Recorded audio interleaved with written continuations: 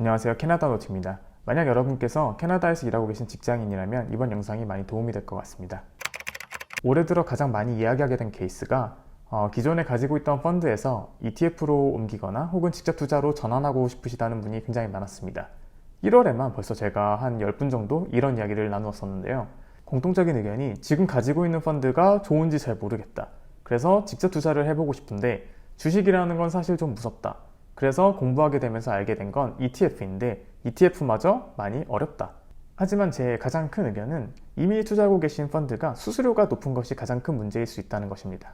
적게는 0.7%짜리도 있지만 보통 1% 중반대 혹은 2% 이상의 수수료인 경우도 많이 있는데요. 이 말이 지금 크게 느껴지지 않는다면 한번 이걸 보시면 될 것 같습니다. 수수료 무시하다가 이렇게 될 수 있습니다. 그래서 이번 영상에서는 이미 다 만들어진 펀드에 투자를 하면서도 ETF이기 때문에 수수료가 저렴하고 나에게 선택권이 더 주어지는 그런 방법을 함께 알아보도록 하겠습니다. 바로 시작해 보겠습니다. 캐나다에서 일하시다 보면 뮤추얼 펀드를 이미 가입하셨거나 혹은 가입하실 수도 있는데 그때 이런 설명을 들으셨을 겁니다. 어떤 성향의 펀드에 투자하고 싶으신가요?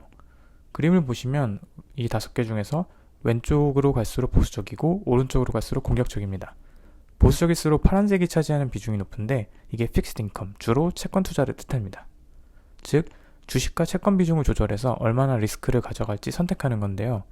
주식의 비중이 올라갈수록 변동성이 커지지만 기대 수익 또한 증가합니다. 즉, 공격력이 올라가죠.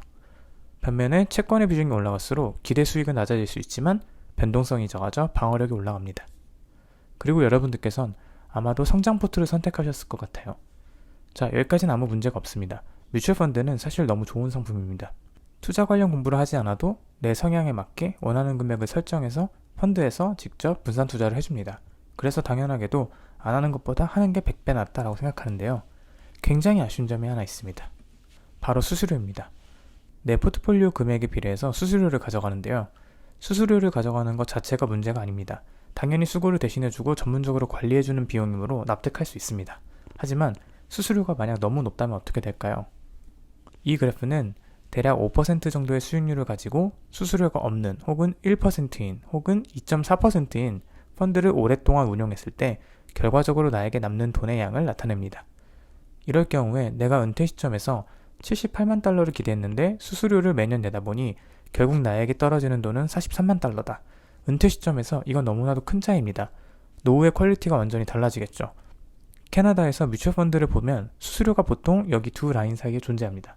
만약에 수수료를 낮춰서 빨간색과 파란색 사이 이쯤에 도착하도록 만들 수 있다면 어떨까요? 그래서 점점 더 많은 사람들이 ETF로 옮겨가고 직접 투자하는 추세입니다. ETF는 증권거래소에 마치 주식처럼 상장되어 있어서 언제든 쉽게 사고 팔 수 있습니다. 특히 이번 컨텐츠와 연결짓는다면 같은 방식의 투자를 하면서 수수료는 훨씬 저렴하게 만들 수 있다는 것입니다. 예를 들기 위해서 블랙락의 iShares 상품들을 가져왔습니다. 먼저 이 5가지 포트폴리오는 모두 ETF로 이미 출시된 상품입니다. 웰스심플이나 퀘스트레이드 등의 어플을 통해서 쉽게 주식처럼 사고 팔 수 있다는 뜻이며 자동으로 모으는 방식도 가능하고 본인이 세팅한다면 기존의 적립식 뮤추얼 펀드처럼 사용할 수 있겠죠. 이러한 투자 방법에 대한 내용은 이미 캐나다노트 유튜브에 영상으로 많이 설명이 되어 있으니 참고해 주시길 바랍니다. 여기 5가지 ETF는 주식과 채권 비중을 조절하여 변동성과 기대 수익을 다르게 만듭니다. 위에서부터 순서대로 XEQT는 equity, 즉 주식에 전부 투자되어 있는 포트폴리오이며 XGRO, 성장 포트폴리오는 주식 채권 비중이 8대2, XBAL은 밸런스, 6대4, 그리고 아래 XCNS, XINC는 주식보다 채권 비중이 더 높은 상당히 보수적인 포트입니다. 아직 은퇴 시점이 많이 남아있다면 아래 2개보다는 위에 3개에서 고려해보시는 편이 더 좋을 것 같습니다. 만약 이미 투자하고 있는 펀드가 있거나 형태가 갖춰진 포트폴리오에 투자하고 싶으신 분들은 지금부터 함께 비교 분석을 해보시죠. 우선 XEQT를 먼저 설명드리면서 전반적인 이해를 도와드리겠습니다. 여기 제가 표시해놓은 것처럼 주식 비중이 100%에 해당하며 채권 ETF는 포함되지 않은 매우 공격적인 ETF 포트폴리오입니다. 우선 수수료를 먼저 보겠습니다. 0.2%입니다. 펀드에 대해서 조금 아시는 분은 느끼실 겁니다. 왜 투자 운영 방식은 비슷한데 수수료가 이렇게 차이 나는 걸까? 쉽게 생각하면 회사의 직원이나 실물 관리를 거치지 않고 내가 모든 수고를 감당해서 온라인으로 직접 하기 때문에 비용적인 부분을 서로 절감한다고 보시면 됩니다. 실제로 1.7% 정도의 수수료를 책정한 뮤추얼 펀드가 많기 때문에 내가 같은 내용의 투자를 하되 ETF로 옮긴다면 수수료를 0.2%로 만들 수 있다. 즉, 내 기대 은퇴 자금을 50만 달러에서 70만 달러 이상으로도 끌어올릴 수 있다. 이렇게 해석할 수도 있을 것 같습니다. 사실 이 부분이 ETF 투자로 전환하는 가장 큰 의미인 것 같고 이 컨텐츠를 제작하는 이유이기도 합니다. 다시 돌아와서 리스크는 중간이라고 적혀 있네요. 근데 이 부분에 대해서 솔직히 말하자면 단기 투자를 한다면 미디엄 투 하이 리스크라고 생각합니다.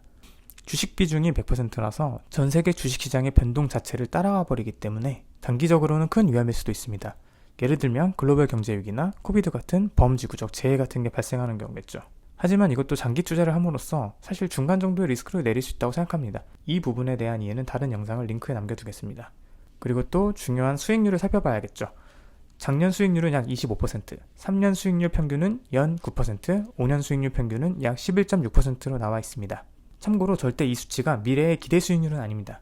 또한 최근에 미국 주식시장이 계속해서 너무 좋았던 점도 참고하셔야 될 것 같습니다. 이제 엑스이퀴티라는 ETF를 뜯어보겠습니다. 자기들도 다른 ETF들을 섞어서 들고 있습니다. 여러가지 ETF를 모아서 하나의 포트폴리오를 만든 것이죠. 안정성과 다양성을 더한 것이라고 보면 될 것 같습니다. 가장 높은 비중으로는 미국 주식을 담고 있고 다음으로는 EAFE, 유럽, 호주, 동아시아, 그리고 캐나다 주식시장을 비슷한 비율 정도로 담고 있습니다. 오른쪽의 지도를 보시면 현재 이 ETF가 투자하고 있는 지역을 보여주는데요. 미국의 절반을 투자하고 나머지 절반은 캐나다를 포함한 기타 국가에 투자한다고 생각하시면 좋을 것 같습니다. 이처럼 엑스이큐티라는 ETF를 모으는 것만으로도 이렇게 관리된 분산 투자를 전부 누릴 수 있다는 것입니다. 무려 0.2%라는 수수료로요. 하지만 이런 생각이 들 수 있겠죠. 내 돈이 다 주식이면 너무 위험한 거 아닌가? 그래서 여기부터는 채권 ETF가 섞여 있는 ETF들입니다. 주식과 채권을 8대2 비중으로 투자하는 XGRO인데요. 기존의 주식을 투자하는 방식은 비슷하지만 채권 ETF가 20% 정도 들어가 있습니다. 채권 비중이 올라가면 포트의 방어력이 올라가기 때문에 위기 상황에서 내 원금이 더 잘 지켜지는 경향이 있습니다. 연평균 수익률을 보면 최근 주식시장이 너무 좋았던 관계로 주식에 더 치중되었던 엑스이퀴티에 비해서 수익률은 조금 더 낮은 편이었습니다. 하지만 미래는 아무도 알 수 없기에 픽스드 인컴으로 적당히 완충제를 넣고 싶은 분들에게는 굉장히 인기 있는 포트폴리오입니다. 주식에 100% 투자하는 것은 위험하다고 생각하지만 여전히 포트의 성장을 바라시는 분들께서는 큰 고려의 대상이 될 것 같습니다. 자, 이제 대부분 이해하셨을 것이라고 생각하므로 5가지 ETF를 모아서 정리해 보겠습니다. 파란색이 주식의 비중, 주황색이 채권의 비중입니다. 앞에서 말씀드린 지금 오른쪽에 보이는 엑스이퀴티, XGRO보다 더 보수적으로 운영하고 싶으신 분들께서는 여기 왼쪽의 3개도 한번 살펴보시면 좋을 것 같습니다. 본인의 성향을 먼저 판단해 보시고 직접 운용사 홈페이지에 들어가서 수익률을 포함한 퍼포먼스, 투자 대상, 비율 등을 고려해가며 공부해 보시면 좋을 것 같습니다. 그래서 제가 오늘 소개해드린 ETF들은 정확히 말하면 이걸 사라고 말씀을 드리는 건 아닙니다.